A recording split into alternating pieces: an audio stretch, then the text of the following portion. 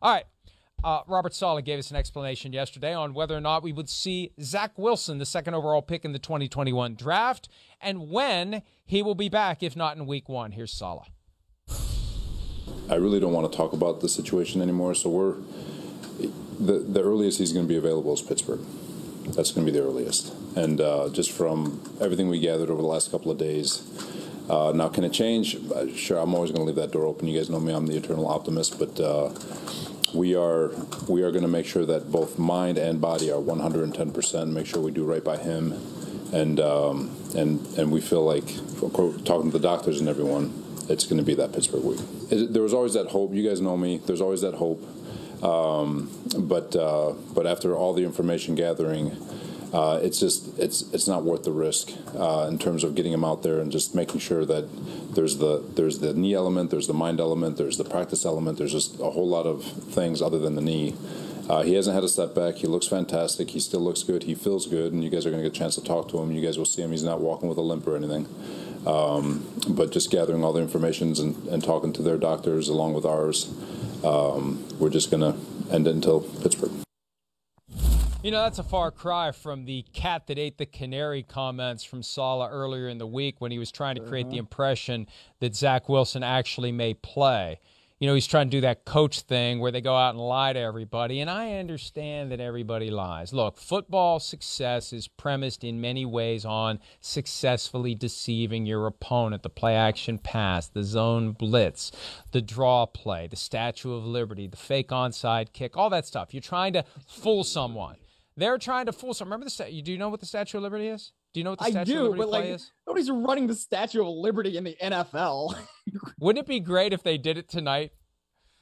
But what a goofy, the Statue of Liberty play. I mean, think about it. I haven't seen it in years. It's like something out of the Three Stooges. The quarterback actually puts the ball back as if he's going to pass it, and somebody else runs behind him and takes it. I really hope someone runs the Statue of Liberty this year. It used to be a thing a long time ago. The Statue of Liberty is still a thing. As long as the Statue of Liberty is standing, the Statue of Liberty play should be part of professional football. Anyway, my point is this. They lie all the time for strategic reasons. And everything they say is said for strategic reasons. If it's truthful, that's just a coincidence. They have a broader strategy they're trying to convey. So when you hear what Saleh had to say yesterday, Myles, I think the challenge is to figure out what the strategy is here. What's really going on here? Is it as simple as he's not ready and he won't be ready? Do they not want to put pressure on him?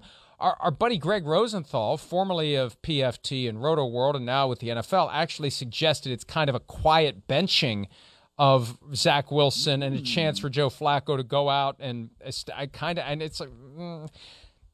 I wouldn't go that far, but you know how Jets fans are.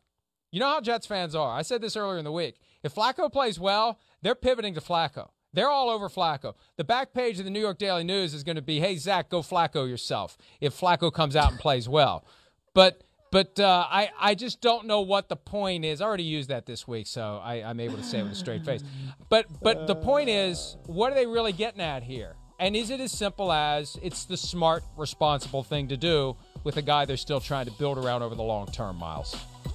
I mean, I would feel like it's probably that. I mean, yeah, men lie, women lie, but coaches especially lie, right? So whatever Saul was doing, and maybe it was just the fact that he was on Zoom, so he found it easier to lie than yesterday that he was actually talking to people in person.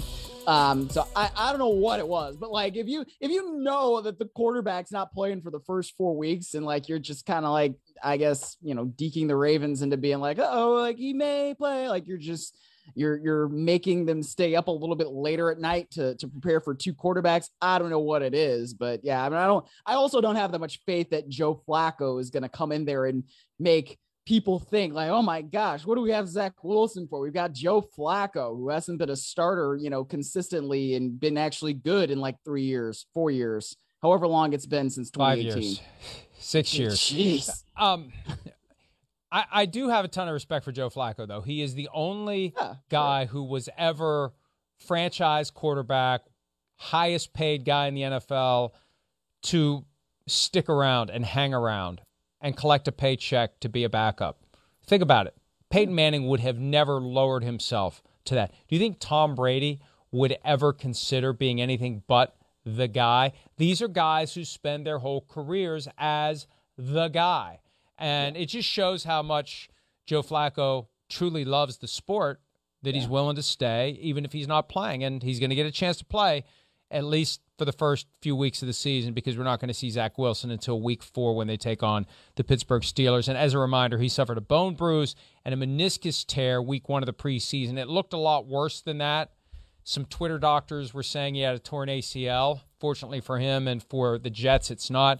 Unfortunately for the Jets, we did our draft yesterday of the teams that have no chance to make it to the playoffs this year. Oh, I saw that. And I hope I'm not eating these words, but the poor Jets, you look at their schedule. I mean, couldn't the NFL have just given them something that they had a reasonable chance of getting a victory in September?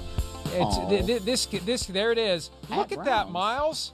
Look at that. Well, yeah, at the Browns may be their best chance, frankly, between now and the bye week. Other than at the Browns for Cleveland's home opener, I don't see any W's popping out of the left hand of the schedule. So could be another. I don't really either. Yeah, that could be certainly very tough. I mean, going against the Ravens in week 1, the Ravens, have a tendency to blast people in week 1. It's almost like you don't know what's coming, and then boom, there are the Ravens. So this could be an ugly game. But we never know. We don't know what they've done in the offseason to improve. It's Saleh's second year. We'll see what happens there. We'll see. I don't know. I have no faith in the Jets. I don't know why I'm trying to be positive. Look, hey, I know Pete Rozell's vision for the NFL in its full fruition would be everybody is alive until the final week of the season. And that would be good for us, because I see how the traffic changes as teams are no longer relevant. I mean, fans, they're just done. I don't care anymore. My team's done. The longer every team is alive, the better it is for everyone. But, hey, for every good team, there's got to be a bad team. And I don't know who the good teams are going to be this year. I'm pretty sure one of the bad teams will be the New York Jets. Let's take a break. Speaking of the Jets, we'll predict the finish in the AFC East. I have a feeling who we both think will be in 4th place. Stick around to find out who we think is in 3rd, 2nd, and 1st. More PFT Live right after this.